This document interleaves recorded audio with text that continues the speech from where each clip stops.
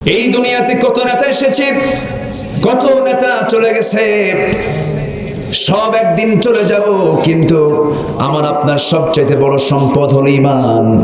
ঈমানটাকে নষ্ট করা যাবে না, ঈমানটাকে হেরে ফেলানো যাবে না, ঈমানটা ধরে রাখতে হবে। ঈমানটা ধরে রাখার জন্য আমাকে আপনাকে একটা বিষয়ে সতর্ক থাকতে হবে, সেটা হলো জীবনের সকল কাজ করতে গিয়ে যত গুনাহ হয়ে যাক না কেন একটা বিষয় খেয়াল করতে হবে, আমার দ্বারা যেন বিন্দু পরিমাণ শিরকের কাজ সংগঠিত না হয়। শিরকের কাজ করা যাবে না, বিদআতের কাজ করা যাবে না, কুফর করা যাবে না, গুনাহ কবিরা ইচ্ছাকৃতভাবে করা যাবে না। আমার বন্ধুগণ, আল্লাহ রাব্বুল আলামিন বান্দাকে বলছেন, বান্দা শোনো, তোমার যদি গুনাহ আনানাস সামা, আকাশ বিস্তৃত হয়ে যায়, তোমার গুনাহ যদি গোটা জমিন ভরে যায়, বিকরাবিল আরদিল খাতায়া, গোটা জমিন বিস্তৃত হয়ে যায় তোমার গুনাহ দিয়া, তুমি যদি আমার কাছে আল্লাহ তুশরিক বি শাইআন, আমার কাছে যদি শিরক মুক্ত হয়ে আমার কাছে হাজির হতে পারো, আকাশ পরিমাণ সকল গুনাহ মাফ করে দেব, আমি তোমাকে জান্নাতের মেহমান বানায় নেব। সেই শিরক আজকে সমাজে আছে না নাই? আছে। নামাজ নাই, বাবার দরবারে চলে যায়, আছে না? আছে। বাবার দরবারে চলে গেছে। মানুষ আজকে মানুষের আইন মানে, মানুষ আজকে মানুষের বিধানকে মেনে নেয়। ধর্ষণ নিয়ে বাংলাদেশে এই কয়েকদিন আগে কত কথা হয়ে গেল, পত্রিকা খুললি কিসের সংবাদ? ধর্ষণ। ধর্ষণকে আগে হয় না, আগে দর্শন হয়। আগে কি আগে দর্শন, এরপর আকর্ষণ, এরপরে ঘর্ষণ, এরপরে ধর্ষণ। ঠিক কিনা? দর্শনটা যদি আপনি বন্ধ করতেন,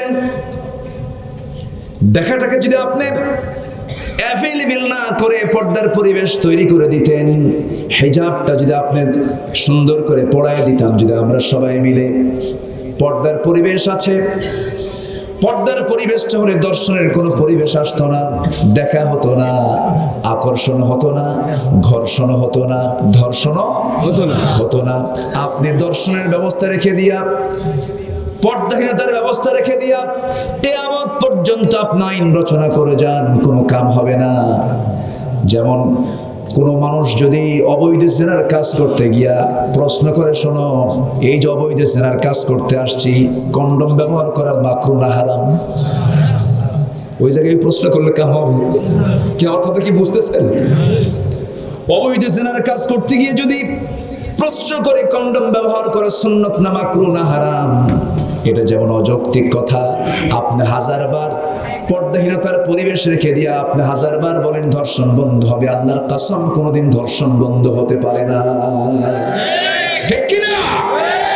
ধর্ষণ বন্ধ হবে কার বিধান দিয়া? আসতে বলবেন না, কার বিধান দিয়া? আল্লাহর বিধান দিয়া। আল্লাহর বিধান দিয়ে বন্ধ হওয়া সম্ভব। নবীজি যে যুগে জন্ম নিয়েছিলেন, সে যুগে একজন নারীর কোনো মূল্যই ছিল না, নারীকে পণ্য সামগ্রী হিসেবে ব্যবহার করা হতো। মেয়ে সন্তান জন্ম নিয়েছে, জন্ম নেওয়াটাকে অপরাধ মনে করত। তাফসীর এসেছে, নারীর সন্তান পেটে আছে, সেই সময় তো টেস্ট ছিল না, সেই সময় তো ডায়াগনস্টিক সেন্টার ছিল না। তারা করতো কি, সেই সময় ওই সমস্ত হবলা, ওই সমস্ত গর্ভবতী নারীরা করতো কি, যখন ডেলিভারির সময় হয়ে যেত গর্তের কিনারায় চলে যেত, যখন দেখতো সন্তান ডেলিভারি হয়ে গেছে, সন্তানটা ছেলে, তুলে নিয়ে আসতো বাড়ির দিকে, আর যখন দেখতো মেয়ের সন্তান জীবন্ত পাথর দিয়ে পুঁতে মেরে হত্যা করে দুনিয়া থেকে বিদায় করে দিত। বিআইয়ি যামবিন কুতিলাত, বিআইয়ি যামবিন কুতিলাত। কোন অপরাধে এই মেয়েদেরকে হত্যা করা হলো? আজকের প্রেজেন্ট ওয়ার্ল্ডেও নারীর কোনো মূল্যায়ন নাই, কারণ নারীর যদি মূল্য থাকতো, নারীর গায়ে কাপড় চোপড় থাকতো। ঠিক কিনা বলেন? নারীর যদি মূল্য থাকতো, নারীকে ঢাকা রাখা হতো। আপনি যত যত দামি সম্পদের দিকে তাকাবেন, ঝিনুকের পেটে থাকে কি বলেন? ঝিনুকের পেটে মুক্তা থাকে। ঝিনুক বসবাস করে কোথায়? সমুদ্রের উপরে না তলদেশে? সমুদ্রের তলদেশে বসবাস হলো ঝিনুকের। ঝিনুকের পেটে থাকে মুক্তা। দেখেন কত সুন্দর পর্দার ব্যবস্থা। সোনাটা মানুষকে বাইরে রাখে না ভিতরে রাখে? ভিতরে রেখে দেয়। যত দামি সম্পদ, দামি দামি সম্পদগুলো আল্লাহ পাক সব আড়াল করে রেখে দিয়েছেন। এই পৃথিবীতে যত দামি সম্পদ আছে এর মধ্যে সবচেয়ে শ্রেষ্ঠ সম্পদ হচ্ছে দামি হলো নারী। যেরকম সুবহানাল্লাহ। নারীকে আড়াল করতে হবে, নারীকে ঢাকতে হবে। নারীর স্ট্যান্ডার্ড পোশাক হবে, মার্জিত পোশাক হবে, ঢিলা ঢালা পোশাক হবে। মেয়েরা ঢেকে সেজে না সেজে বাইরে বের হবে, তাকে দেখে সম্ভ্রান্ত মনে হবে। কোনো পুরুষ যখন তাকাবে মা জাতি মনে করবে, ঠিক কিনা বলেন? এমন শালীনপূর্ণ পোশাক পরে বাইরে যখন বের হবে, তাদের মর্যাদা, তাদের সম্মানটা সমাজে প্রতিষ্ঠিত হয়ে যাবে। সেই পর্দার তো পরিবেশ নাই। আমার রাসূল যে যুগে জন্ম নিলেন সেই যুগে নারীর কোনো মূল্য ছিল না, নারীদেরকে হত্যা করা হতো। রাসূল বলেন, শোনো, যার ঘরে একটা মেয়ে সন্তান তার জন্য আল্লাহ রাব্বুল আলামিন পৃথক একটা জান্নাত রেখে দিয়েছেন। দুইটা হলে দুইটা জান্নাত। জান্নাত আল্লাহ পাক আমাকে 3টা মেয়ে দিয়েছেন। আলহামদুলিল্লাহ। কেউ তো আলহামদুলিল্লাহ কয় না, মানে টেনশন মনে হয় আপনাদের বিয়ে নিয়ে। বলেন না ভাই আলহামদুলিল্লাহ। সমস্যা কোথায়? আমার এক মুসল্লি, তার মেয়ের সংখ্যা হলো 7টা। তো 7টা যখন হয়েছে, জোরে তো সুবহানাল্লাহ কইলেন। আপনার কয়টা আছে? দেখছেন তার নাই। থাকলে তো সুবহানাল্লাহ কইতো না।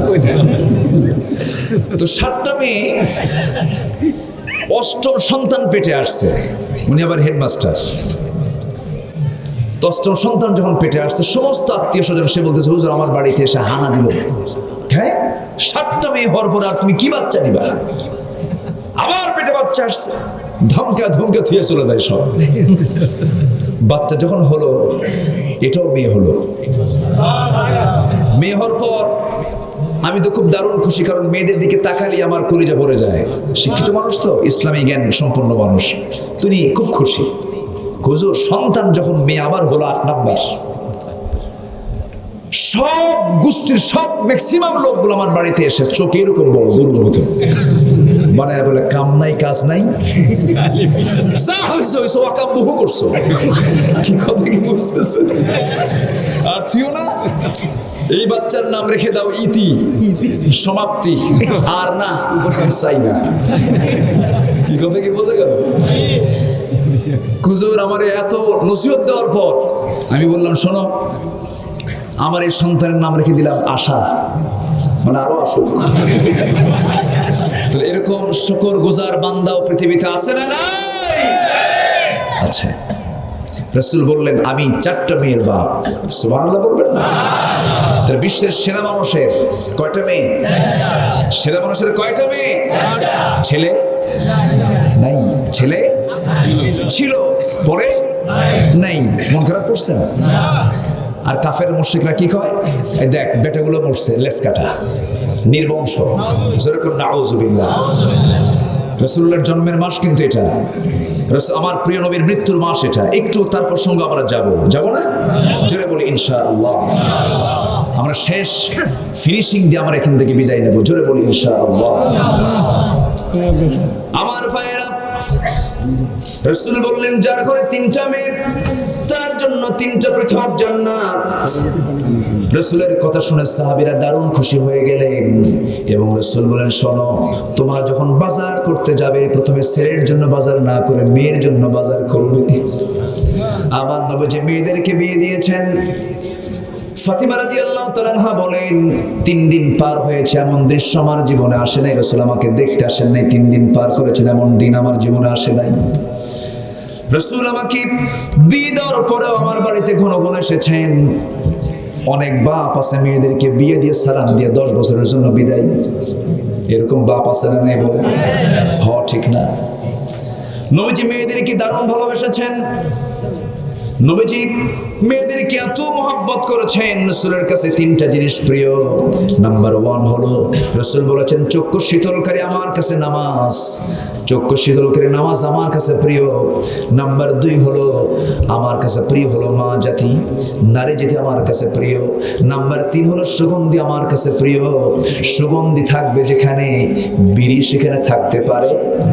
আস্তে কোন কেন, আস্তে কোন কেন?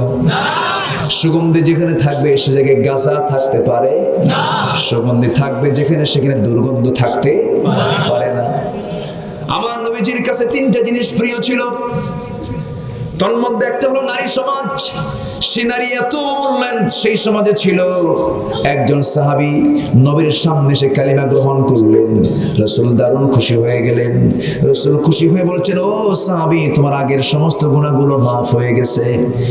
সাহাবী দারুণ খুশি হয়ে গেলেন, কিন্তু হঠাৎ করে তার চোখে পানি চলে এলো, কাদা কাদা কণ্ঠে বলছেন, ইয়া রাসূলুল্লাহি, আল্লাহ আমার যদিও সবগুলো গুনাহ মাফ করতে পারেন, কিন্তু একটা গুনাহ বুঝে আল্লাহ পাক আমার মাফ করবেন না।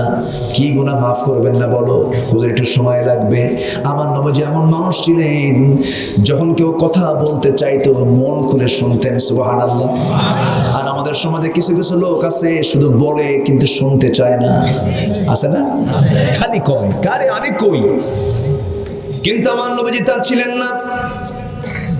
আমার নবীজির কাছে সব ধরনের মানুষ এসে যখন বসতো, মন খুলে কথা বলতেন, প্রাণ খুলে কথা বলতেন। শুধু একটা দিন একটু অন্য মনস্ক হয়ে রাসূল শুধু আবু জেহেলের কথাটাকে বেশি প্রাধান্য দিতে গিয়েছিলেন।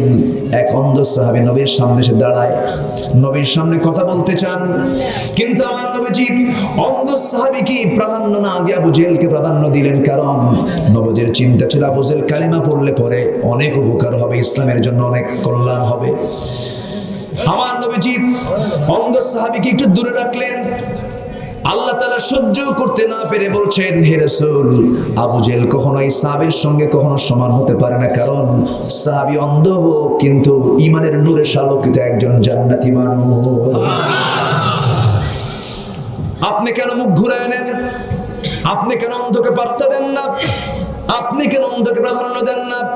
আবাসা ওয়া তাওয়াল্লা আন জাআহুল আ'মা ওয়া মা ইউদরিকা লাআল্লাহু ইয়াযাক্কা। হে রাসূল, এই অন্ধ সাহাবী আব্দুল্লাহ ইবনে মাকতুম আমার কাছে ওই আবু জেহেলের চাইতে অনেক বেশি প্রিয়। সুবহানাল্লাহ। কারণ তার মধ্যে ঈমান আছে। তার মধ্যে কি আছে? ঈমান আছে। এই জন্য সবচেয়ে বড় সম্পদ কি? সবচেয়ে বড় সম্পদ কি? ঈমান। আমার ভাইয়েরা, আমার নবীজি বলছেন, সাহাবী কি বলতে চাও? প্রাণ খুলে বলো, মন খুলে বলো। সাহাবী নবীর সামনে বসে বলছেন, হুজুর, দিন যখন বুঝি নাই, ইসলাম যখন পাই নাই, বিয়ে করেছিলাম সুন্দরী একটা মেয়েকে, আমিও তো সুন্দর একজন যুবক। ওর সে সন্তান চলে এলো, সন্তানটার বয়স পেটের মধ্যে 7 মাস হয়ে গেল। বউকে বললাম বাপের বাড়ি যাবি, সন্তান ছেলে হলে নিয়ে আসবি, মেয়ে হলে মেরে ফেলবি। অর্ডার দিয়ে দিলাম, চলে গেছে বাড়িতে। সন্তান ডেলিভারি হলো, আমাকে জানানো হলো সন্তান মৃত, কিন্তু সন্তানটা মেয়ে হয়েছে এটা আমাকে অবগত করা হলো না। আমার অজান্তে সন্তানটাকে ধীরে ধীরে বড় করা হলো। বড় করার পর 6 বছরের মাথায় হঠাৎ একদিন আমার চোখ দৃষ্টিগোচর হলো, আমি তাকে দেখতে পেলাম। আমার মতো চোখ, আমার মতো কান, আমার মতো কপাল। আমি তারে চিনলাম, ধরলাম খপ করে। বউকে বললাম, সত্যি করে বল সন্তানটা কার? বডি ল্যাঙ্গুয়েজ বলে দিল, এবং আমার স্ত্রী থরথর করে কাঁপতে কাঁপতে বলে, এটা তো আমাদেরই সন্তান। মনে মনে দারুণ খেপে গেলাম। শিরকিয়াতের গন্ধ আমার ভিতরে ছিল, প্রচন্ড ক্ষিপ্র হয়ে গেলাম আমি ভিতরে ভিতরে, কিন্তু বুঝতে দিলাম না। সন্তানটা যখন আমাকে চিনতে পেরেছে, আমি তার বাবা।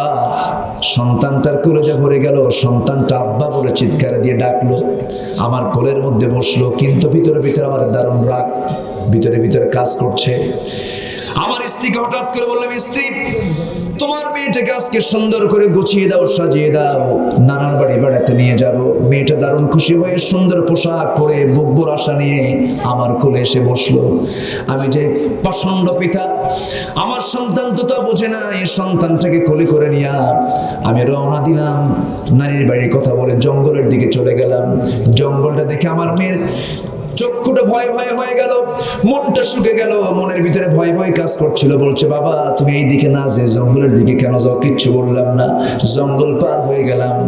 জঙ্গল পার হওয়ার পরে দ্বিপ্রহর দুপুর বেলা কোদাল হাতের মধ্যে নিয়ে গর্ত খনন শুরু করে দিলাম। গর্ত খনন যখন করছিলাম আমার ঘামগুলো ঝরতেছিল শরীর থেকে, মুখে দাঁড়িয়েও ছিল হুজুর। আমার সেই সময় মেয়েটা আমার দিকে তাকায় তাকায় বারবার বলছে, আব্বা নানির বাড়ি না গিয়ে তুমি এখানে গর্ত খনন কেন করো? তখনও সে জানে না আমার কি হবে। এমন সময় আমি লক্ষ্য করে দেখলাম আমার মেয়েটা আদর মাখা কণ্ঠ নিয়ে আব্বা আব্বা বলে ডাক দিয়া গামছা দিয়া আমার যখন কোদাল মারতেছিলাম সেই কোদালের আঘাতে আমার শরীরে কিছু কিছু জায়গায় ধুলাবালিগুলো ঢুকতেছিল, আমার গায়ে ধুলাবালিগুলো লাগতেছিল, দাড়ির মধ্যে ধুলাগুলো বালুগুলো ঢুকতেছিল। আমার মেয়েটা তার কচি নখ দিয়া আমার দাড়ির মধ্যে নখটা ঢুকায় দিয়ে আমার ময়লাগুলো বের করে দেয়। ময়লাগুলো বের করে দিয়া বারবার আমাকে আদর করে চুমো চুমো দিয়া আমার ঘামগুলো গামছা দিয়ে মুছে মুছে দিয়ে বলে, বাবা নানির বাড়ি যাবা কখন? আমার দিলটা গললো না, আমার পাষাণ হৃদয় শিরকিয়াতের গন্ধ। আমি গর্ত খনন শেষ করে দিলাম। মেয়েটাকে গর্ত খনন শেষে বললাম, মা দেখো তো গর্ত খননটা কেমন হয়েছে? আমার মেয়েটা একটা মুস্কি হাসি মারল। হুজুর এই মুস্কি হাসি আমি আজও ভুলতে পারি না। আমার মেয়েটা মুস্কি হাসি মেরে সরল মন নিয়ে গর্তের কাছে গিয়ে উকি মেরে যখন দেখতে লাগলো, আমি পিছনে চলে আসলাম, চোখ বন্ধ করে একটা ধাক্কা মারলাম। ধাক্কা মারার সঙ্গে সঙ্গে মুখ থুবড়ে মেয়েটা গর্তের মধ্যে পড়ে গেল, উপর হয়ে পড়লো। চিত হয়ে দুইটা হাত এক জায়গায় করে বলছে, আব্বা বুঝতে পেরেছি তুমি আমাকে কেন এখানে নিয়ে এসেছো। আমার মার মুখে শুনেছিলাম, আমি বুঝতে পেরেছি আমার কি ভুল। আমি নারী, এই পৃথিবীতে আমার জন্ম নারী হয়ে আসার কারণে আজকে আমার এমন পরিণতি। বাবা আমি তোমার কাছে আজকে প্রাণ ভিক্ষা চাই, একটা বারের জন্য বাঁচায় দাও আমাকে। একটা বার প্রাণ ভিক্ষা যদি তুমি দিতে পারো, কোনোদিন এই চেহারা তোমার সামনে আমি দেখাবো না। হুজুর আমার দয়া হলো না, পাথর নিলাম হাতের ভিতরে, বুক বরাবর মেরে দিলাম, এক আঘাতে ফিনকি দিয়ে রক্ত বের হয়ে গেল। মাটি চাপা দিয়া পাথর চাপা দিয়া জনমের মতো শেষ করে দিলাম। দয়ার সাগর প্রাণের নবী এই কথাগুলো শুনছিলেন, দাড়িগুলোর পানিতে ভিজে গেল, কান্নায় ভেঙে পড়ছেন রাসূল। এরপরে বলছেন, শোনো ও দাহিয়ে কলবি, তুমি যে আমাকে এমন একটা কথা বললে, এমন কথা তো জীবনেও শুনি নাই। শুধু আশপাশ থেকে অনেক কিছু বুঝেছি শুনেছি, তুমি যে প্র্যাকটিক্যাল এমনটা করেছো আজকে আমি তোমার কাছ থেকে বাস্তব আকারে শুনতে পেলাম। তবে একটা কথা জেনে রেখে দিও, তোমার গুনাহ যত বড় আমার আল্লাহর রহমত তার চাইতে অনেক বেশি, আল্লাহ এই গুনাহ তোমার মাফ করে দিয়েছে। আমার ভাইরা, রাসূল বললেন, শোনো সাহাবীরা, সেই নারীদেরকে এত অবমূল্যায়ন করা হতো, সেই নারীকে রাসূল টেনে কোথায় নিয়ে চলে আসলেন। নারী তো সেই সম্মানের একটা জাতির নাম। রাসূল বলেছেন, ইসলাম বলছে নারী যখন কোনো ঘরে যখন জন্ম নেয় তখন সে ঘরটা রহমত হয়ে যায়। যখন সুবহানাল্লাহ, নারী যখন ঘরে জন্ম নেয় বরকত, নারী যখন স্ত্রী হয়ে যায় তখন রহমত। আবার নারী যখন তোমার জন্য বরকতে বরকতে ভরা হয়ে যায়, সে নারী তোমার জন্য জান্নাত হয়ে যায়। জোরে কোন সুবহানাল্লাহ। নারী যখন মা তখন সে কি? জান্নাত। তখন সে কি? জান্নাত। নারী হলো তোমার জন্য রহমত, নারী হলো তোমার জন্য বরকত। নারী আবার তোমার জন্য যখন মা হয়ে যাবে তখন তোমার জন্য জান্নাত। এই জন্য সেই নারীকে সম্মান দিয়েছে ইসলাম। সেই সম্মান ইসলাম যেহেতু দিয়েছে, ইসলামটাকে যদি আজকে মানা হতো, পর্দার নিয়মটা যদি মানা হতো, আল্লাহর কসম করে বলি, একটা নারী একাকিনী নিঃসঙ্গ নিয়ে যদি চলাফেরা করে রাস্তায়, একটা পুরুষ তার দিকে তাকানোর সাহস পেত না। কার ভয়ে? আসতে বলুন না, কার ভয়ে? আল্লাহর ভয়ে সাহস পেত না। জেনার শাস্তি ইসলামে আছে না নেই? জেনার শাস্তি ইসলামে কি দিয়েছে? কঠিন শাস্তি। অবিবাহিত কোন যুবক জেনার কাজে লিপ্ত হয়েছে, অবিবাহিত কোন যুবতী জেনার কাজে লিপ্ত হয়েছে, মিয়াতে জালদা 100 দৌড়া তাকে মেরে দাও। কয়শো দৌড়া? ঘরের মধ্যে না বাইরে? বলেন বলেন বলেন। লুকু লুকেন সবার সামনে, লজ্জা যেন পায়, শরম যেন হয়। সবার সামনে শহরের মেইন পয়েন্টে, সিরাজগঞ্জের মেইন পয়েন্ট কোনটা? বাজার স্টেশনের সামনে শনিবারের দিন বাদজোহর একজন জেনাকারের শাস্তি হবে। কি আসবে? জেলখানার একজন কয়েদি এসে অথবা কোন একজন ব্যক্তি এসে সবার সামনে 100 দৌড়া মারবে, সেখানে ঝুলাইয়া দেবে অমুক ব্যক্তির শাস্তি এমন করে হচ্ছে। আল্লাহর কসম, একটা বিচারে যদি জেনাকারের যদি সিরাজগঞ্জের 0 পয়েন্টে হয়, পরের দিন থেকে কোনো পুরুষ নারীর দিকে তাকাতে 14 বার ভাববে। খবর আছে ঠিক কিনা? আমার ভাইয়েরা, বিবাহিত কোন যুবক, বিবাহিত কোন নারী যদি জিনার কাজে লিপ্ত হয়ে যায়, ফারজুমুহুমা নাকালাম মিনাল্লাহ, পাথর মেরে শেষ করে দাও। ইসলামে 3টা ব্যাপারে কতলের অর্ডার দিয়েছে। কয়টা ব্যাপারে? ফারুকি, কয়টা ব্যাপারে? 3টা ব্যাপারে। 3 ব্যাপারে ইসলাম হত্যার অর্ডার দিয়েছে। কয় ব্যাপার? এক নম্বর হলো সাইয়্যিবুজ জানি, জেনার কাছে যদি কেউ লিপ্ত হয়ে যায়, জেনা যে করবে বিবাহিত অবস্থায়, জেনা করলে পরে সমাজের রোগের পরিমাণ কমে না বাড়ে? এই যে নতুন রোগ এইডস আসছে, HIV আসছে, এগুলো কিসের কারণে? জেনার কারণে। যত জেনা বাড়বে রোগ তত বাড়বে। এই করোনা আসছেও কিসের কারণে? বলেন বলেন বলেন বলেন।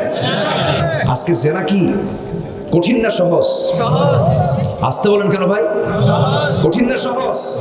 সহজ। বিয়ে করা কঠিন। 40ও বিয়ে হয় না। 40 বছর পড়তে পড়তে 40 বছর হয়ে যায়। কি হুজুর বিয়ে করবো কখন? পড়াই তো শেষ হয় না, তুই বুড়া।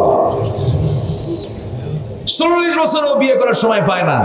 40-এ যদি কেউ বিয়ে করে, বাপ হবে কখন? হ্যাঁ, বাপ হলো। ছেলের বিয়ে কেউ দেখতে পারবে? দেখতে পারবে?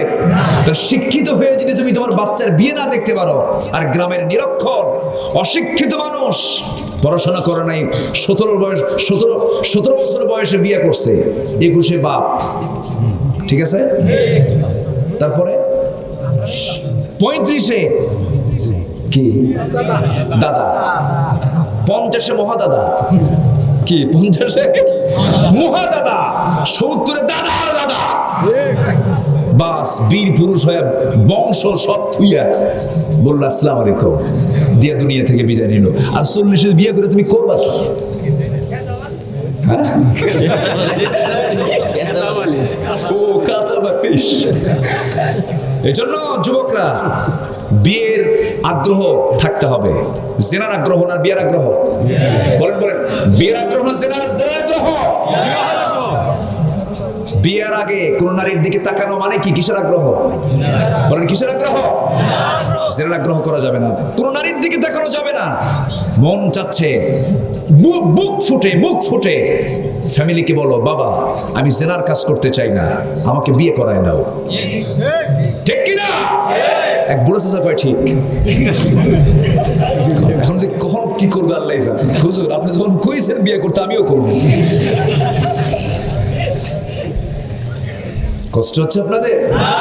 বলি আলহামদুলিল্লাহ। যুবক, বিয়ে করতে হবে। ফানকিহু মা তাবা লাকুম মিনান নিসা মাসনা ওয়া সুলাসা ওয়া রুবা। তোমরা বিয়ে করো 2 2, 3 3, 4 4টা। জোরে করো সুবহানাল্লাহ। খুব জোরে সুবহানাল্লাহ কইলো। আচ্ছা, তো বিয়ের দরকার আছে না নাই? এখন আমার মায়েরা মনে মনে ভাবতেছে, হুজুর ওয়াজ তো আপনার মোড় চেঞ্জ হয়ে যাচ্ছে, আপনি কি আমার বাড়িতে সতীন পাঠায় দিবেন? এরকম চিন্তায় আছে মায়েরা। কিন্তু আল্লাহ যে ব্যবস্থা করছে, এখন আমি কি করবো? কি ঠিক না? গোটা পৃথিবী জুড়ে নারী বেশি না পুরুষ বেশি? বলেন পুরুষ বেশি না নারী বেশি? আমার দেশেও মার্কেটে পুরুষ বেশি না মহিলা বেশি? বলেন। হাটে ঘাটে বাজারে ঘরে বাইরে প্রধানমন্ত্রী বলেন, প্রধানমন্ত্রী, শিক্ষামন্ত্রী, স্পিকার। আলহামদুলিল্লাহ।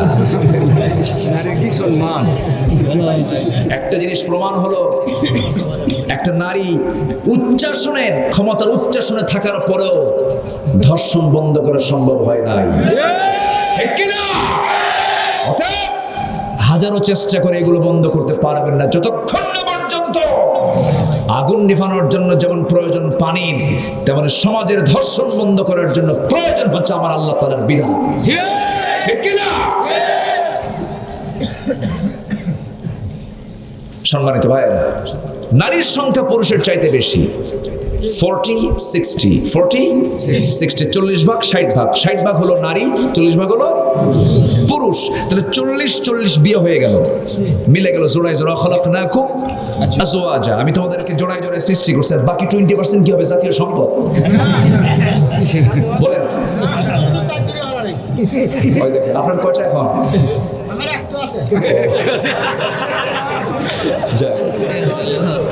খুব ভালো, আজকে আমি কিন্তু শ্রোতার সঙ্গে মিশে গেছি। সবাই আপনারা আমার সঙ্গে সবাই আছেন না শেষ পর্যন্ত? জোরে বলি ইনশাআল্লাহ। এখন যুবকরা বলতেছে, হুজুর আপনি বলতেছেন আমি বিয়ে করছি, একটা ওরা তো বিয়েই করে না এই পর্যন্ত। আর ভুল করছি। খুব ভালো, বিয়ে করতে হবে।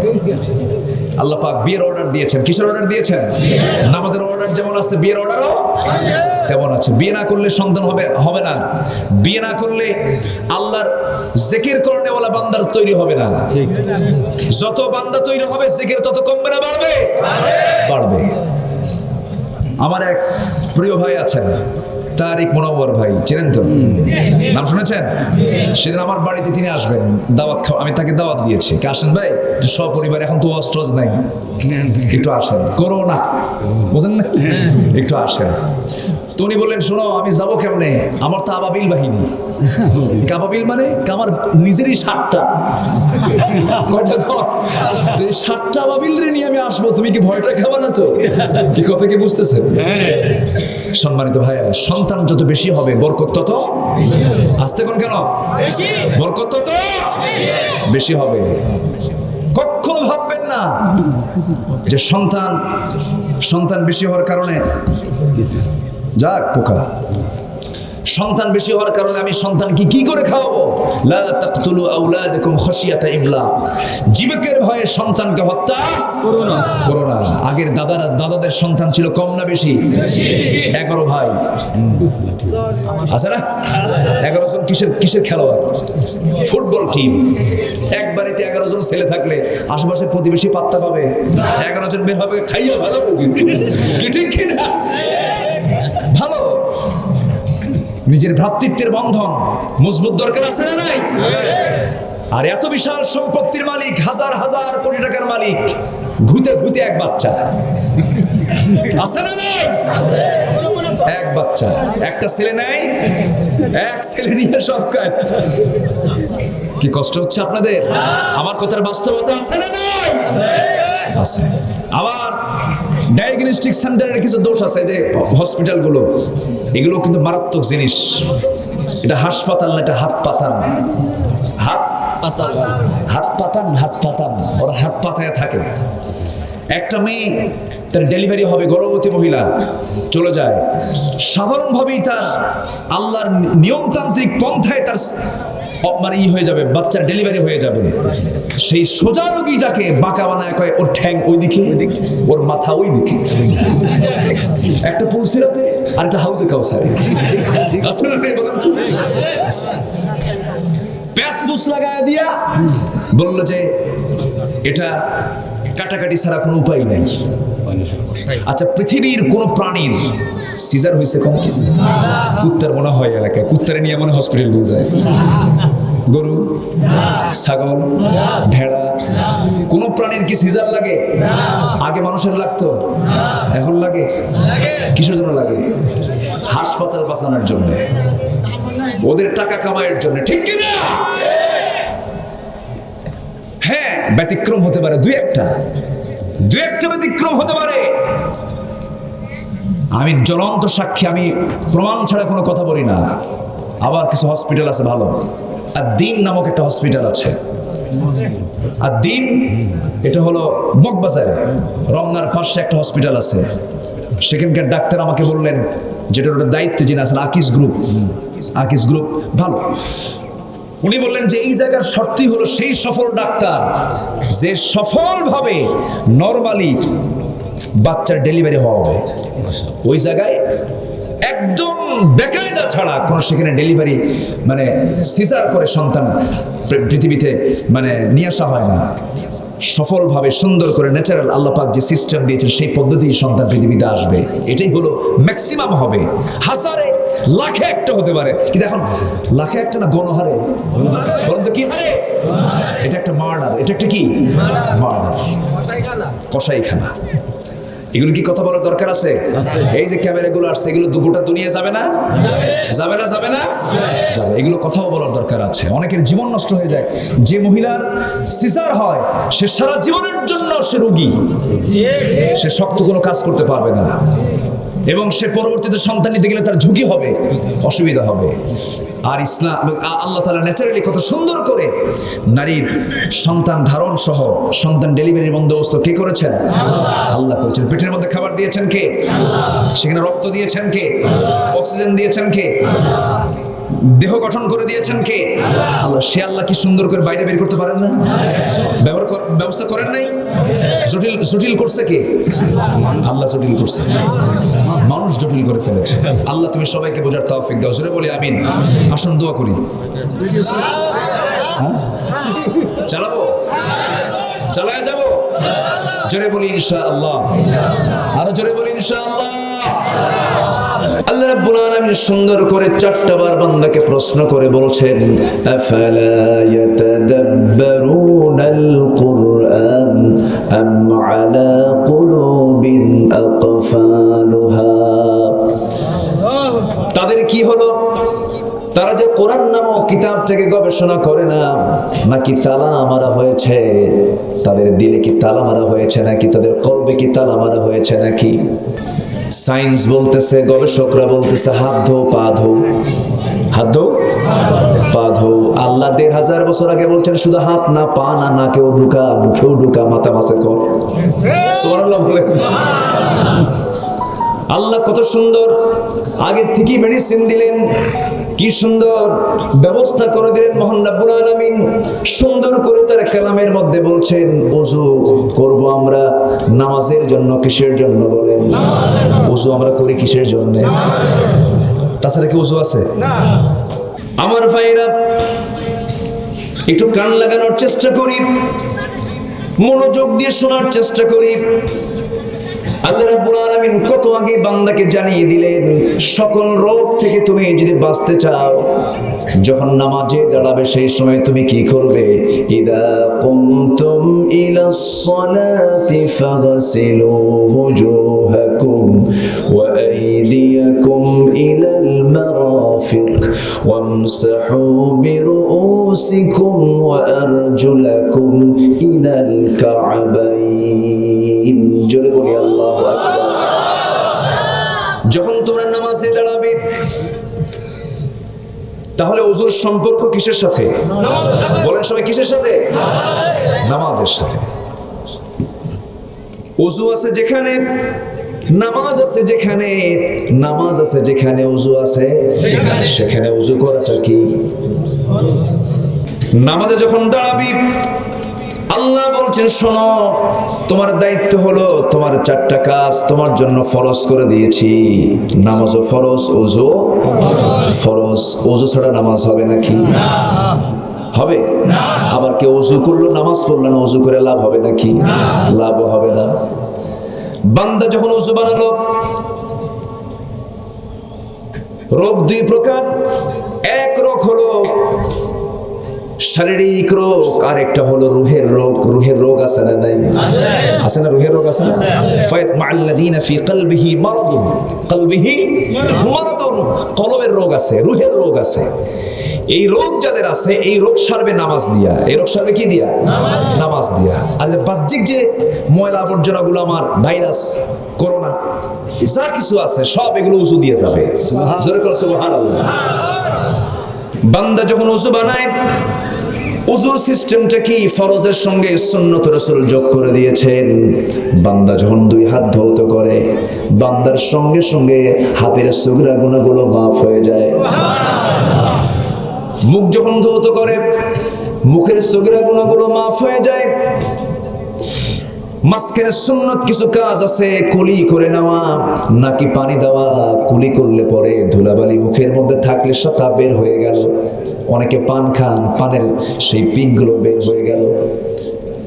আবার বলতেছি না পান খাওয়া সুন্নতে মুআক্কাদা, এটা ভুল বুঝবেন না। আবার দাঁতটাকে সাদা করেছেন কে? আর পান খায় লাল বানালো কে? আল্লাহ। ওটা আল্লাহ বানাইছে না? কি কষ্ট হচ্ছে নাকি আপনাদের?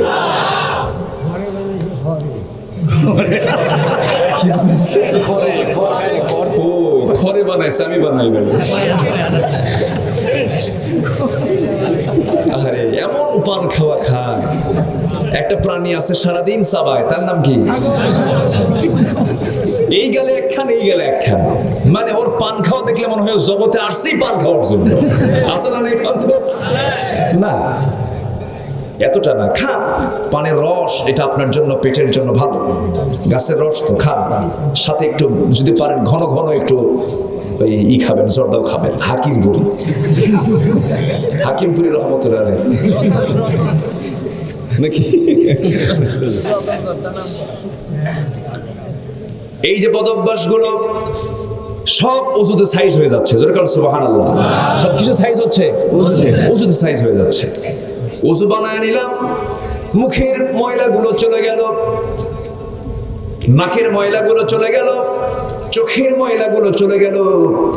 আমার ভাইরা, হাতের সগীরা গুনাহগুলো মাফ হয়ে গেল, মুখের সগীরা গুনাহগুলো মাফ হয়ে গেল, মাথা যখন মাসে করে মাথার সগীরা গুনাহগুলো মাফ হয়ে গেল, দুই পায়ের সগীরা গুনাহগুলো মাফ হয়ে গেল, রোগটাও দূর হয়ে গেল।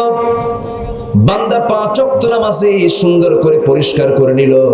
এই ওযুর জায়গাগুলো সব ভিতরের না বাইরের? বলেন বলেন, বাইরের। হাতটাও বাইরে, পাটাও বাইরে, মুখটাও বাইরে থাকে, মাথাও বাইরে থাকে। আল্লাহ চান না বান্দা রোগী হয়ে যাক, বান্দা অসুস্থ হয়ে যাক।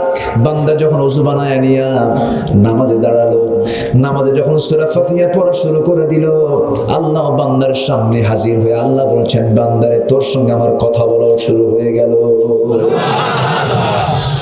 বান্দা যখন সূরা ফাতিহা বলল, প্রথম আয়াতটা যখন বলে নিল, আল্লাহ বলছেন হামিদানি আবদি। আর রহমানির রহিম যখন বলে ফেল, আল্লাহ বলেন আফনা আলাইয়া আবদি। আর রহমানির রহিম যখন বলে, মালিক ইয়াউমিদ্দিন যখন বলে, আল্লাহ বলেন মাজ্জাদানি আবদি। ইয়াকা না'বুদু ওয়া ইয়াকা নাস্তাঈন পর্যন্ত যখন বান্দা বলে, আল্লাহ বলেন হাদা বাইনি ওয়া বাইনা আবদি। বান্দা তুই আমার কাছে কি চাস, প্রাণ খুলে চেয়ে নে। বান্দা যখন সূরা ফাতিহা শেষ আয়াত পর্যন্ত যখন বলে ওয়ালাদ-দাল্লিন, আল্লাহ তখন বলেন বান্দারে এতক্ষণ ধরে তুই আমার কাছে যা যা চাইলি সব চাওয়া কবুল করে আমি তোকে গুনাহমুক্ত করে দিলাম। জোরে বলে সুবহানাল্লাহ। দিন আমরা কয় ওয়াক্ত নামাজ পড়ব? আসতে বলবেন না, কয় ওয়াক্ত নামাজ? সবাই কি রাজি আছেন নাকি? কিন্তু এই নামাজটা পড়বো আমরা, নামাজের 5 ওয়াক্ত নামাজটা আমরা পড়বো 4 রাকাত, 2 রাকাত, 3 রাকাত। এই যে নামাজের রাকাত গুলো কোরআনে আছে নাকি? কোরআনে? কোরআনে কি নামাজের রাকাত আছে? সুন্নাতে। তাহলে এর জন্য কি দরকার? বলেন, হাদিসের প্রয়োজন আছে না নাই? এত সুন্দর মানুষ, গ্রামের মানুষ। আমি তো ভাবছিলাম যে আমি এত রাতে ওয়াজ করবো কেমনে, আপনি এত সুন্দর বুঝেন, আলহামদুলিল্লাহ। জোরে বলি আলহামদুলিল্লাহ। তাহলে কোরআনে যেটা নাই সেটা কোথায় আছে? কোরআনে তাহলে নাই কিছু নাকি? হ্যাঁ, সবকিছু মূল, হ্যাঁ মূল আছে, আসল। আল্লাহ বলছেন কি, আকিমিস সালাতা লিদুলুকিশ শামসি ইলা গাসাকিল লাইলি ওয়া কুরআনাল ফাজর ইন্না কুরআনাল ফাজরি কানা মাশহুদা ওয়া মিনাল লাইলি ফাতাহাজ্জাদ বিহি নাফিলাতান লাকা আসা আন ইয়াবআসাকা রাব্বুকা মাকামান মাহমুদা وقل رب أدخلني مدخل صدق واخرجني مخرج صدق واجعل لي من لدنك سلطانا نصيرا وقل جاء الحق وزهق الباطل إن الباطل كان زهوقا جربوا لي الله নবীজি যখন মক্কায় ঢোকেন বিজয়ী বেশে, কি বেশে? বিজয়ী বেশে। মক্কার মানুষ রাসূলকে ভালোবাসছে, প্রথমে না তাড়ায় দিছে? বলেন ভালোবাসছে না তাড়ায় দিছে? যখন আপনি দেখবেন যে আপনার ভাই বোন পরিবার পরিজন কাছের মানুষদের কেউ ভালোবাসতেছে না, তখন ভাববেন রাসূলের কথা। রাসূলকে এরকম করে নিজের চাচা, নিজের ভাই, নিজের প্রতিবেশী কেউ ভালোবাসে নাই, মনে একটা সান্ত্বনা আসবে। বলি আলহামদুলিল্লাহ। এরকম হয় না অনেক সময়? অনেকের হয় না, এরকম হয় না? যখন দেখবেন রক্তের বাঁধন, রক্তের সম্পর্ক, নিজের আপন ভাই, আপন চাচা আপনাকে দারুণ কষ্ট দিচ্ছে, তখন ভাববেন ইউসুফ আলাইহিস সালামের কথা। কি জানা আছে না সবার ইতিহাস? ইউসুফের সঙ্গে শত্রুতা করেছে কারা? কয় ভাই? দেখছেন কি সুন্দর ওয়াজ পারে। আলহামদুলিল্লাহ বলেন। ইন্নী রাআইতু আহাদা আশারা কাওকাবা ওয়াশ-শামসা ওয়াল-কমার রাআইতুহুম লি সাজিদিন। সুবহানাল্লাহ। জোরে বলি আল্লাহু আকবার। 11 ভাই তার শত্রুতা করলো। যখন দেখবেন, আমরা যখন দেখব নিজের ভাই, নিজের রক্তের বাঁধন কেউ আমার সঙ্গে শত্রুতা করছে, তখন সান্ত্বনা নেব ইউসুফ আলাইহিস সালাম থেকে। কিন্তু ইউসুফ কি প্রতিশোধ নিয়েছেন না মাফ করে দিয়েছেন? আমার প্রতিশোধ নেব না মাফ করে দেব।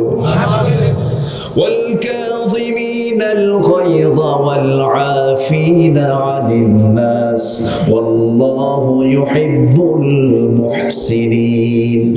ক্রোধকে যারা সংবরণ করে, মানুষকে যারা মাফ করে দেয়, আল্লাহ পাক সেই সমস্ত মুহসিন বান্দাদেরকে দারুণ ভালোবাসেন। জোরে বলি সুবহানাল্লাহ। আমার ভাইরা, যখন আমরা ভাববো আমার নিজের জন্মদানকারী পিতা আমার সঙ্গে শত্রুতা করছে, এমন সন্তানও বদনসিব আছে না নাই? বলেন এরকম নসিবটা নাই। বাপ শত্রুতা করে এমন সন্তান কিন্তু এখনো পৃথিবীতে আছে না? আছে। বাবা শত্রুতা করে, ভাই শত্রুতা করে, এমন পরিবেশের মানুষও পৃথিবীতে আছে। আল্লাহ পাক সান্ত্বনা দিতে বলছেন ইব্রাহিম থেকে। কার থেকে? ইব্রাহিম আলাইহিস সালাম থেকে। ইব্রাহিম আলাইহিস সালাম যখন তিনি তার জীবনের সবচেয়ে বড় ক্রাইসিসের সম্মুখীন যখন হয়ে গেলেন, আল্লাহ যখন তাকে বিশাল পরীক্ষার মধ্যে ফেলে দিলেন, সবচেয়ে বড় মামলা হয়ে গেল তার নামে, মূর্তি ভাঙ্গার মামলা। কি ভাঙ্গার মামলা? কি ভাঙ্গার মামলা বলে? কে খাইছে মামলা? আমাদের কি হয়? আরো জোরে, আরো জোরে। তিনি কে?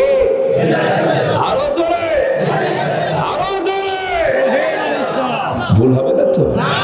আর ভুল হবে না? হ্যাঁ।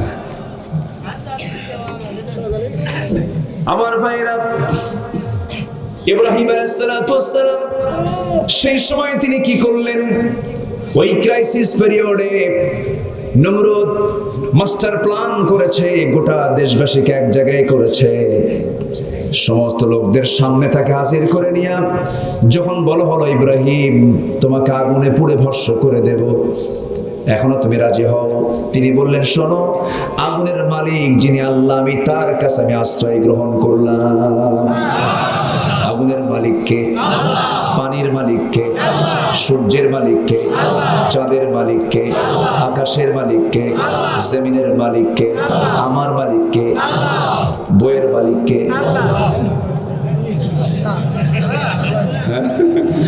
ঠিক আছে, মালিক আল্লাহ, কিন্তু আপনি একটু লিজ নিয়ে আসেন। আমার ভাইরা, কি কথা কি বুঝতেছেন? কষ্ট হচ্ছে আপনাদের? একটু বৈধ লিজ নিয়েছি আমরা। সব তো সব কিছুর মালিকানা কার? বউ যে কত নিয়ামত, আলহামদুলিল্লাহ বলে। বউ যে কত নিয়ামত। বুড়া যখন বুড়ি হারায়, বুড়াটা দেখলে টের পাওয়া যায়, খালি বুড়া কান্দে। আপনার আছে তো নাকি? আপনার বুড়ি আছে তো? আলহামদুলিল্লাহ বলে। শেষকালে বুড়া বুড়ির মহাব্বত কমে যায় না বেড়ে যায়? ওটা কি দৈহিক কারণে? হ্যাঁ, দেহের টান না মনের টান? আর যৌবনে আসতে কোন কেন? কিলে কখন লাগে? মনের টানের সময় না দেহের টানের সময়? কি কথা কি বুঝতেছেন? যুবকরা একটু মনোযোগ দিতে হবে। দু একজন করে ওঠে কি, এটা তার কি জরুরত নাকি এরকম? কেউ উঠবেন না। আমরা যেখানে বসে আছি অসংখ্য ফেরেশতা আপনার জন্য দোয়া করতেছে। আমি কি আয়াত ছাড়া হাদিস ছাড়া কোনো কথা বলতেছি? এতক্ষণ যত কথা বলেছি আয়াত কি এর মধ্যে কম ছিল না বেশি ছিল? আয়াত ছাড়া কোনো কথা আছে? আয়াত যত বেশি হবে বরকত তত বেশি হবে। আমার ভাইরা, ইব্রাহিম আলাইহিস সালাতু ওয়াস সালাম তার কাছে বিশাল পরীক্ষা চলে আসলো। মনে মনে চিন্তা করলেন কি করা যায়, কেউ তার পক্ষে আসলো না। এমন সময় ইব্রাহিম আলাইহিস সালাতু ওয়াস সালাম লক্ষ্য করে দেখলেন তার জন্মদানকারী পিতা পর্যন্ত তার বিরুদ্ধে দাঁড়িয়ে গেছে। যে চরকিতে করে আগুনে নিক্ষেপ করা হবে সেই চরকি পর্যন্ত ধরেছে নিজের পিতা। চোখের পানি আটকাতে পারলেন না। আল্লাহকে বলছেন, আল্লাহ গো, পৃথিবীতে সন্তান বিপদে পড়লে বাপ আগায় আসে, আমার বাপ আজকে আমার মারার জন্য প্রস্তুত। আমার ভাইরা, এই দুনিয়াতে কোন আদম সন্তান যদি এমন বিপদে পড়ে যায় সেই সময় তার সান্ত্বনার নবীকে ইব্রাহিম আলাইহিস সালাতু ওয়াস সালাম। ভাই শত্রুতা করতেছে, সান্ত্বনার নবী হচ্ছেন ইউসুফ আলাইহিস সালাতু ওয়াস সালাম। হঠাৎ কোথাও গিয়ে বিশাল বিপদে পড়ে গেছি, কেউ আমার পাশে নাই।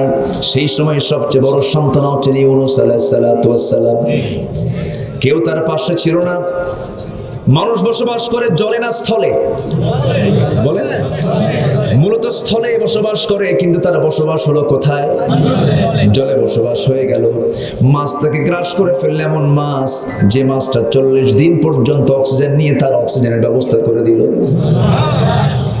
মাছের পেটে থাকলেন তিনি 40 দিন 40 রাত। কেউ তার সাহায্য করার জন্য কেউ নাই, তার পাশে কেউ সাহায্যের জন্য হস্ত বাড়ায় নাই। সেই সময় তাকে সর্বক্ষণের জন্য পরীক্ষার মধ্যে ফেলে দিয়া সাহায্যের হস্ত প্রসার করেছেন তিনি একমাত্র কে? আল্লাহ। এবং সে জায়গায় দোয়া পড়েছেন, যে দোয়াটা গোটা পৃথিবীর মুসলিম উম্মার জন্য, গোটা পৃথিবীর মানুষের জন্য সেই দোয়াটা খুব পরিচিত দোয়া, দোয়া ইউনূস। লা ইলাহা ইল্লা আনতা সুবহানাকা ইন্নী কুনতু মিনাজ জালিমিন। এটা কি দোয়া? দোয়া ইউনূস। যে কোনো বিপদ এটা পড়বেন, সব দূর হয়ে যাবে। জোরে বলে সুবহানাল্লাহ। সব দূর হয়ে যাবে, আল্লাহর কসম করে বলছি দূর হয়ে যাবে, থাকবে না। অনেকদিন আগের কথা ফারুকী, অনেকদিন আগের কথা। আমি ঝিনাইদহ জেলার মহেশপুর থেকে ফিরে আসতেছিলাম। আমি কালীগঞ্জ হয়ে ঝিনাইদহ আসবো, এরপর রাজবাড়ী হয়ে ঢাকায় ঢুকবো। ওই জায়গায় এলাকায় ডাকাতি হবে, প্রচন্ড কুয়াশা। আমি ফিরতেছিলাম সেই প্রত্যন্ত অঞ্চল থেকে। ওগুলো তো সব এলাকা, কি বলে, একটা ডাকাত প্রবণ, আর ওটাকে বলে হচ্ছে সর্বহারাদের একটা এলাকা। তো মাহফিল শেষ করে আমি আসতেছিলাম, প্রচন্ড কুয়াশা, দেখি শত শত ট্রাক জাম লেগে আছে। আমার সেদিন ড্রাইভারটা ছিল হলো একদিনের জন্য ভাড়া করে একটা আমি গাড়ি নিয়েছি। গাড়ি নিয়েই দেখি যে ড্রাইভার গাড়ি চালাচ্ছে ও একটু কানে কম শোনে। কানে যে কম শোনে ওর এলাকায় কি বলে? ঠসা। আচ্ছা, ঠসা মানে বধির, কানে একটু কম শোনে। আমি সামনে যখন দেখলাম এরকম জাম, শত শত ট্রাক জাম লেগে আছে, ভাবলাম যে কি যেন হলো। ভালো করে তাকায় দেখি যে গাছ একটা কেটে কেবলামুখী করে থুয়ে দিচ্ছে। লক্ষণ কি ভালো? সব পীর কেবলা নাকি? আচ্ছা, ভাবলাম তো খবরটা খারাপ, ডাকাতি শুরু হয়ে গেছে। ড্রাইভার আর এটা দেখেনি, শুধু বারবার হর্ন দিচ্ছে, মানে বোঝাচ্ছে আসো, আমি নতুন করে আসছি। আমি তাকে বললাম, ডাকাতি হচ্ছে, তুমি হর্ন দিচ্ছ কেন, থামো। কিছুক্ষণ পর আমি ওকে বললাম, শোনো, উপায় তো নাই, আমি ইমাম তুমি মুসল্লি, আমরা দুইজনে আছি, অন্তত এই বিপদে পড়ে এটা আল্লাহর কাছে আমরা একটু কান্নাকাটি করি, তুমি একটু দোয়া ইউনুস পড়ো, আমি দোয়া ইউনুস পড়ি। এখন ও বলে, হুজুর ইউনুসকে কি কথা কি বুঝতেছে? একে তো বিপদ, ওরে নিয়ে পড়ছে আরেক বিপদে, কই একটা হয়ে যায় আর একটা। দোয়া পড়তে লাগলাম। দোয়া পড়তে পড়তেই দেখে হঠাৎ করে ডাকাতের এক সদস্য এসে আমার গাড়ির গ্লাসে এসে টোকাচ্ছে। আল্লাহকে বললাম, আল্লাহ দোয়া পড়লাম ইউনুস এসে এসে টোকায়, তাহলে এই দোয়া তো পরে কোনো কাম হলো না। আমি দোয়া ইউনুস পড়তেই থাকলাম। কিছুক্ষণ ডাকাটাকি করার পর আমি খুললাম না, লক দেওয়া ছিল। আল্লাহর মেহেরবানি দেখি যে সে আর আমাদের দিকে তাকালো না, চলে গেল। আলহামদুলিল্লাহ, আলহামদুলিল্লাহ। শত্রুর নজরকে আল্লাহ পাক মাইনাস করতে পারেন না? পারেন না? চোখ দিয়ে সামনে দিয়ে যাবে কিন্তু দেখা যাবে না। ঠিক, একমাত্র এই ক্ষমতা কার আছে? আল্লাহ আছে। সেন্সটাকে আল্লাহ পাক উল্টায় দিতে পারেন কিনা বলেন? মনের মালিক কে? আল্লাহ পাক। হিজরতের রাতে নবীজি কুরাইশদের সামনে দিয়ে হেঁটে হেঁটে যাচ্ছেন। ওরা টেরও পাচ্ছে মুহাম্মদ হেঁটে হেঁটে যাচ্ছে, কিন্তু উপায় নাই, চোখকা না। কারণ রাসূল হাতের মধ্যে বালু নিয়ে মারছিলেন ফিকা, সেই বালুর কণাগুলো প্রত্যেক শত্রুর চোখে চোখে আমার আল্লাহ পৌঁছায় দিয়েছেন। সামনে দিয়ে গেলেন, ঢুকিয়ে দেখা আলী শোয়া, এ আলী মুহাম্মদ কই? তো তোদের সামনে দিয়ে গেল। আল্লাহু আকবার বলবেন না? সত্যি তো গেল, কোথায় গেছে? তোরে ভালো করে জানিস কোথায় গেছে। যেরকম সুবহানাল্লাহ। এই জন্য যে কোনো বিপদে মুসিবতে এই নবীদের নাম স্মরণ করার দরকার আছে না নাই? আছে। তবে আমার আপনার জন্য মডেল হচ্ছেন মুহাম্মদ সাল্লাল্লাহু আলাইহি ওয়াসাল্লাম। তাকে আমরা ভালোবাসবো জীবনের চাইতে কম না বেশি? আসতে বলবেন না, কম না বেশি? সূরা তাওবা থেকে আমি একটা আয়াত তেলাওয়াত করেছি। এই আয়াতকে সামনে রেখে আমি কিছু কথা বলবো। কষ্ট হচ্ছে আপনাদের? কথা শুরু হয়ে গেছে, শুধু একটু মিলায়ে দেব আমরা।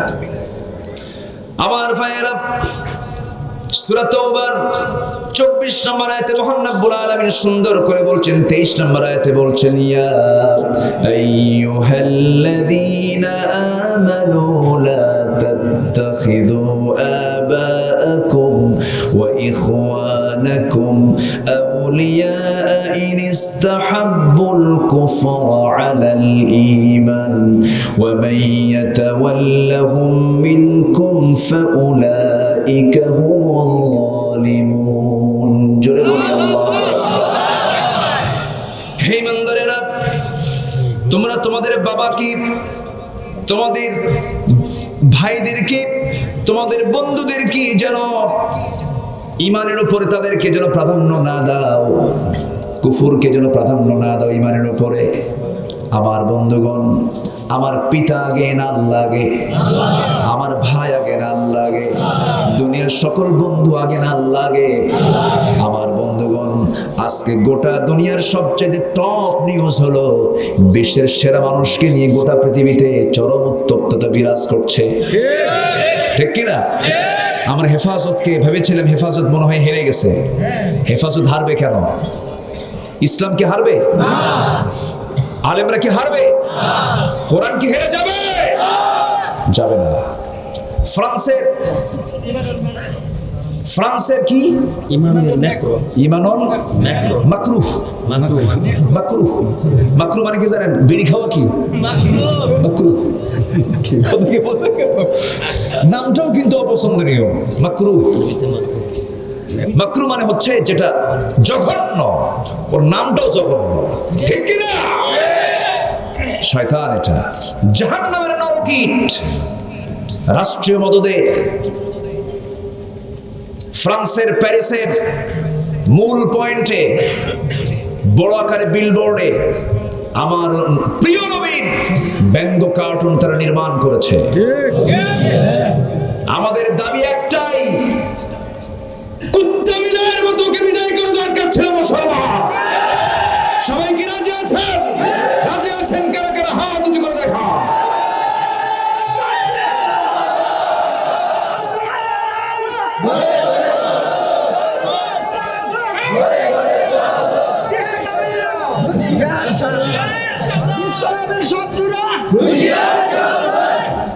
আল্লাহ সবার হাতকে কবুল করুন। জোরে বলি আমিন। আরো জোরে আমিন। আমাকে গালি দিচ্ছ, আমি ধৈর্য ধরবো। আমার ভাইকে গালি দিচ্ছ, আমি ধৈর্য ধরবো। আমার নেতাকে তুমি গালি দাও, আমি ধৈর্য ধরবো। আমার প্রতিবেশীকে গালি দাও, আমি ধৈর্য ধরবো। সোহাগ ভাইকে গালি দাও, ধৈর্য ধরবো। কুতুব ভাইকে গালি দাও, ধৈর্য ধরবো।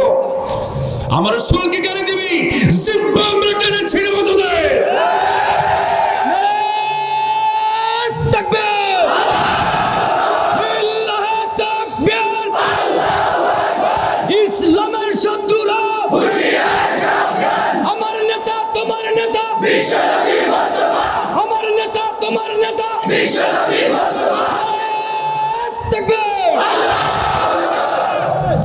সম্মানিত ভাইয়েরা, রাসূলকে নিয়ে বাজে কথা, বাজে উক্তি আমার দেশেও কিছু আছে না নাই? আসতে বলবেন না, আছে না নাই? এরা মনে মনে খুশি, এই আচরণে এরা মনে মনে খুশি। আমার দেশেও কিছু ঘাপটি মারা কিছু নাস্তিক আছে। সময় আসবে, এমন একটা দিন সময় আসবে যে সময় বাংলার জমিনে ওই সমস্ত নাস্তিকরা পালানোর জন্য একটি ইঁদুরের গর্ত খুঁজে পাবে না। এই দেশে ইসলামের শেকড় অনেক গভীর পর্যন্ত বিস্তৃত। এই দেশ থেকে ইসলামকে কেউ নির্মূল করতে পারবে না। যে নির্মূল করতে আসবে সে নির্মূল হয়ে যাবে। ইসলামকে তুমি পরাজিত করতে চাও না, তুমি পরাজিত হবে, তুমি বাঁচবে না, তুমি দেখতেও পাবে না, তুমি পরাজিত হবে, মরে যাবে, কিন্তু জমিনে ঠিকই আল্লাহর দিন কায়েম হয়ে যাবে। কত নেতা ছিল, কত নেতা গেল আসলো, ফেরাউন কি কম ছিল? 1600 বছর হায়াত পেয়েছিল, কম ছিল? কম। 1600 বছর হায়াত, ছোটখাটো কথা না। 1600 বছর হায়াত পরেও শীত হয়ে পড়ে নাই, মরে নাই। আল্লাহ ধরছে কয়দিন? ধরে ধরে ধরে না, ধরলে আল্লাহ ধরছেন, একদম শক্ত হাতে ধরছেন। ওয়াগরাকনা আলা ফিরাউন, গোটা গোষ্ঠীকে একদম চুবায়া মারছে। মরে আর কয়, মুসা মুসা আমি তো পানি খেয়ে শেষ হয়ে গেলাম, আমারে বাঁচাও। মুসা বাঁচাবেন না আল্লাহ বাঁচাবেন? পরিমাণ আছে? এরপর কয় মুসার আল্লাহ, মুসার আল্লাহ। কি কথা কি বোঝা গেল? ডাকে ভুল আছে না নাই? ডাকতে হবে কি? আরো জোরে, আরো জোরে। আল্লাহ কি ডাক শোনেন? কম শোনেন? হ্যাঁ, সবচেয়ে বেশি শোনেন কে? আল্লাহুস সামিউন আলিম। সবচেয়ে বেশি শোনেন কে? মনেরটাও শোনেন, মনে কি আছে তাও শোনেন, মুখে কি হয় তাও শোনেন, সব শোনেন। আমার ভাইয়েরা,